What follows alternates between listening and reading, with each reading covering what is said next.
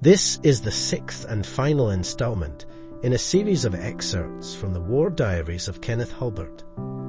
He served as a lieutenant, then captain and finally a major, working for hospitals in Egypt, the Sudan and India. Kenneth Hulbert, RANC, now a major, spent the last 2 years of the war serving in hospitals in South India as a surgeon and anaesthetist. In the summer of 1943, he was sent to Bangalore to join his colleagues at the 18th General Hospital. The hospital was a series of tents. The operating theatre consisted of 2 medium-sized tents together, with another one for X-rays, a pathology lab and dental workshops. The mess tent was surrounded by small bashas, huts, where the officers and staff lived. The anaesthetic room was a small tent adjacent to the theatre tent. The anaesthetics available were mostly ethyl chloride and ether, with very limited amounts of nitrous oxide and oxygen. The latter had always been imported from the UK, and they were only just developing a plant in India. 19th August. I gave 11 anaesthetics today. Our patients are coming from the 70th Division that held Tobruk in the siege. They are now out here on jungle training, and we are looking after them. We have a lot of Italian prisoners of war working as cooks and ward orderlies. They are very willing. By now the Germans had been driven from North Africa and had surrendered to the Russians at Stalingrad. On 10th July the Allies invaded Sicily, and later that month Mussolini's regime in Italy fell. Allied troops crossed into the Italian mainland, and on 8th September Italy surrendered. It was in Italy that some say the British and American troops fought their toughest battles against the Germans. The day after the news came through, the little tent which acted as a telephone exchange put up a sign saying Italy surrenders. The Italians were very excited, and there was jollity throughout the hospital. Fortunes were turning in our favour. By September, airmail letter cards were arriving in 13 days instead of 3 months, as the Mediterranean was now open. On 11th January, number 18 General Hospital arrived at a place called Avadi, a village 14 miles west of Madras. This was an ideal place for a hospital. There was a large camp that had been built to house coolies who were going to Malaya to work in the rubber plantations. There were a lot of open-sided pavilions that would make good wards, and a large bungalow that could be used as the operating theatre. There were also a number of brick buildings. It was all part of a very large area that was a military base for the projected invasion of Malaya across the Indian Ocean. Kenneth was given a room next to Herbert Gallagher. They arranged their rooms so that one was a study and the other a bedroom, as Herbert was working for his Edinburgh FRCS, and Kenneth was plodding on with the correspondence course for the English FRCS. As the hospital began to function, the medical officers got their bearings. A cargo of bicycles had arrived from England, and the government of India had fixed the price at 160 rupees. So Kenneth bought one from the market next to Madras Station, put it in the luggage van of the train and took it back to Avadi. The hospital was so widespread that a bicycle was necessary to get around, but it was also useful for getting into Madras and exploring the area. The circuit was lunch at the Connemara Hotel, shopping in Simpson's, the big store, and then tea at the Gymkhana Club. Some days were spent at Egmont Methodist Church in Madras, which became like home from home. 4th May. I took over the care of a ward full of Indian patients. A lot of them are Gurkhas who never moan about anything, however ill or in pain they are. So I am now fully extended and very busy indeed. The Anglo-American Burma campaign was underway, under the overall command of Lord Mountbatten. Much of the army was made up of Indian soldiers, a curious situation given the ferocity of the Quit India movement in 1942. But despite this hostility, the British managed to raise a substantial army from amongst the Indians. The Gurkhas also played a major part in that campaign. By the summer of 1944, the Japanese had been driven from their advanced positions in Burma, and the tide of the war on the Eastern Front was starting to turn. 21st May. Another large convoy of patients arrived today. The Africans have certainly livened things up. At first, we wondered what they would eat, as we have to be so careful never to give Hindus beef or Muslims pork. We were told that they ate anything, and they did. At breakfast they would have porridge, bacon and egg, all mixed up together. The other evening a group of them were sitting in a circle outside the ward tent chattering away. When the ward sister asked what they were talking about all this time, one of them said, "Sister, we are having an argument. If I was in a boat crossing a river with my mother and wife, and the boat went down in a storm, who would I try and save?" He says his wife, and I say my mother, because you only have one mother and can always get another wife. One of them with a plaster on kept us all amused by saying, "Dem bones him all broken, small. If one patient has a clean plaster on, the others all sulk." The sister once said to one of them, "If you do not stay in bed, I shall smack you." He answered, "Sister, if you smack me, I shall just sit here and cry like this."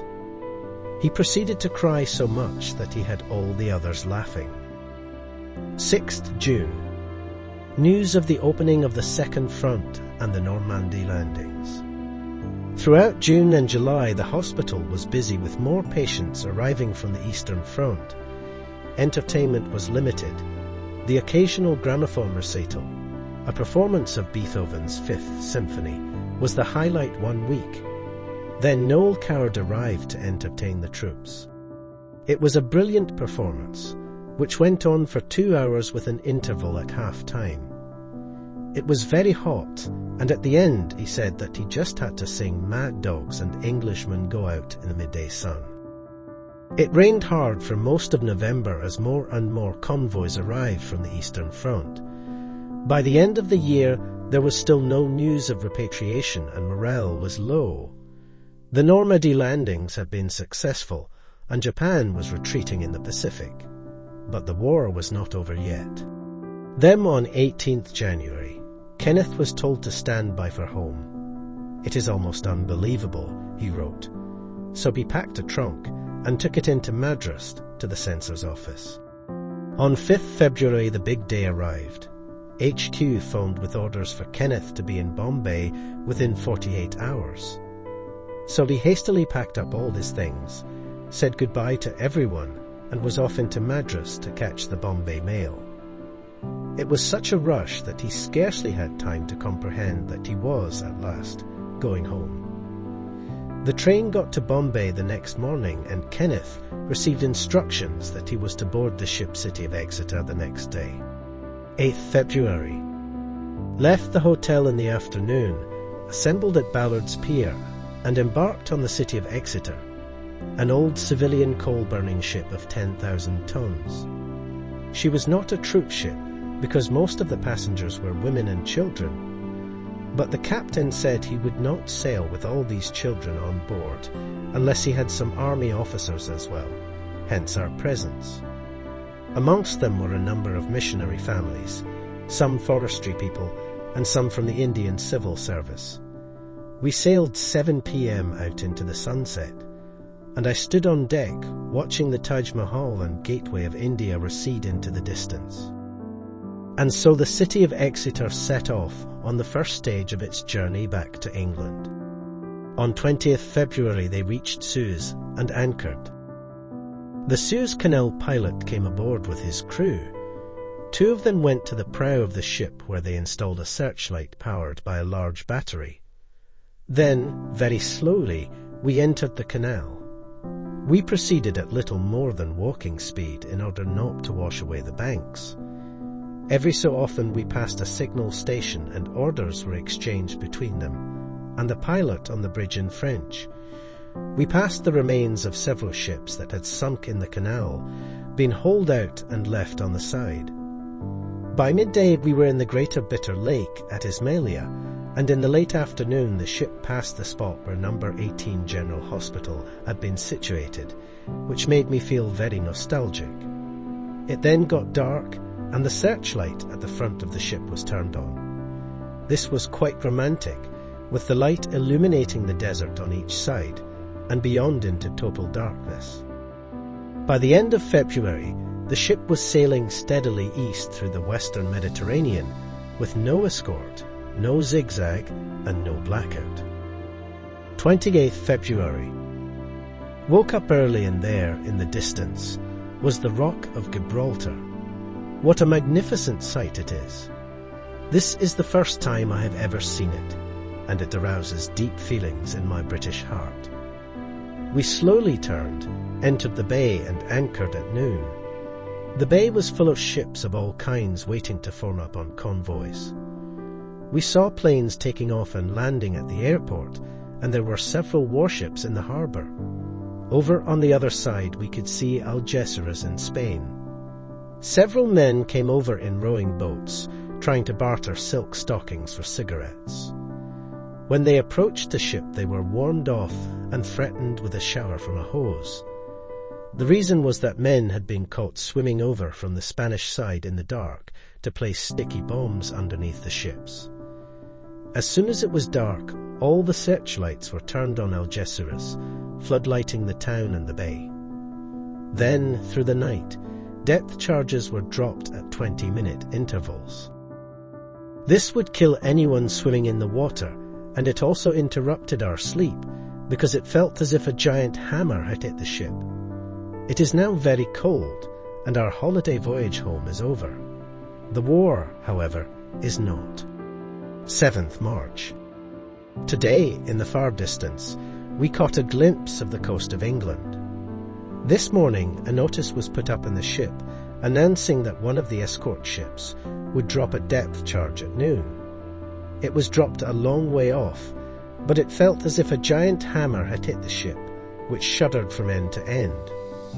One of the Indian waiters, who could not read, and so had not understood the warning, thought this was the real thing, an attack, dropped a tray of glasses that he was carrying and ran like blazes to get his life jacket.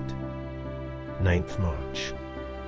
Woke up early, went out on deck, and there were the white cliffs of Dover on the port side. It was a bit misty, but the sun was shining, and it was a very moving sight.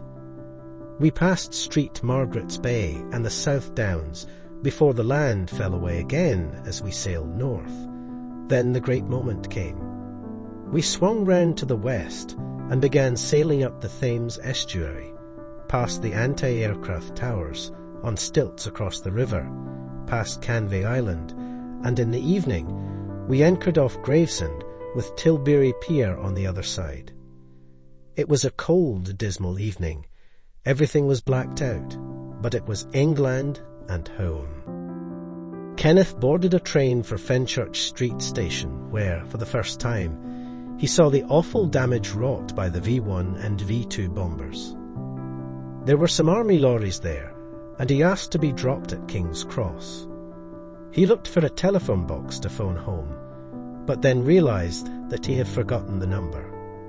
Taxis weren't allowed to go as far as Barnet, where his parents lived, so he caught an underground train to Hyde Barnet and slowly walked up the hill. It was 9 p.m, pitch dark, and I had some difficulty in finding the house. I rang the bell. Mother came to the door and said, "Oh, Ken." She was very excited, and her immediate reaction was to hurry out into the kitchen and get a meal, which was my first taste of spam. Then she playfully reprimanded me for coming home like that, all unannounced. "I might have fainted," she said.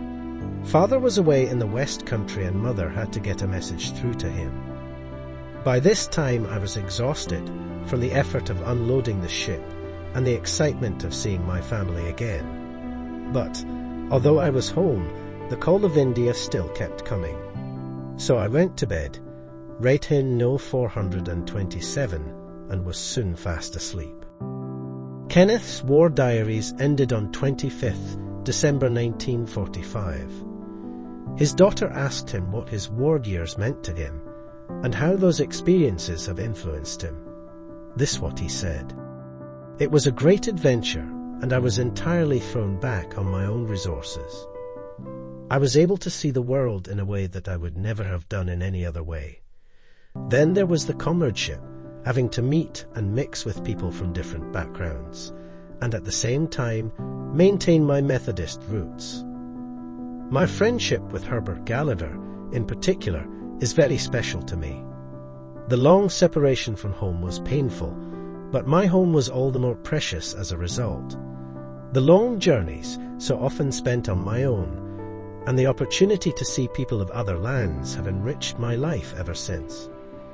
Then there was that time at Chartham in 1940, after which I could truly say, with others, this was their finest hour." Kenneth Hulbert became an eminent consultant surgeon, specializing in orthopedics. He spent most of his career working for a group of hospitals based in and around Dartford in North Kent. Within orthopedics, he specialized in children, particularly those with spina bifida, now less common, cerebral palsy, and other congenital conditions. He retired in 1974. These extracts from his diaries have been mainly factual. I have not included anything about his feelings or his Christian faith. Included in his diary entries were mentions of hymns and passages from the Bible that had helped him during troubled times. Psalm 121, "I will lift up mine eyes until the hills," was one of his favorites. Kenneth says that his experiences during the war, working in very difficult circumstances with limited equipment, were an excellent training for working in less than perfect conditions in the National Health Service. His time in Egypt and India, in particular, helped him relate to fellow doctors from those countries, many of whom would become his colleagues. His special interest in pediatric orthopedic problems and their management earned him wide respect within the medical profession.